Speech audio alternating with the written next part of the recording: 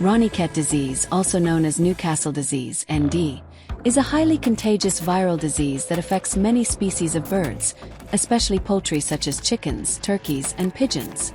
It is caused by the Newcastle disease virus (NDV), a type of paramyxovirus. The disease is named after the town of Ranikhet in India, where the disease was first diagnosed. Bird symptoms: respiratory symptoms, wheezing, coughing, runny nose, digestive disorders, diarrhea, neurological signs, tremors, wing and leg paralysis, torticollis, reduced egg production and deformed eggs, sudden death in severe cases. Transmission: Ranikhet disease spreads through direct contact with infected birds, contaminated feed, water, equipment, and clothing. Wild birds can also carry and spread the virus.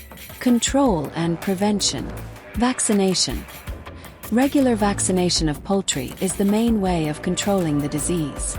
Biosecurity: stringent biosecurity measures, such as restricting access to the poultry farm and disinfecting equipment, are essential. Isolation and quarantine: infected birds must be isolated and new birds quarantined before being introduced into the flock.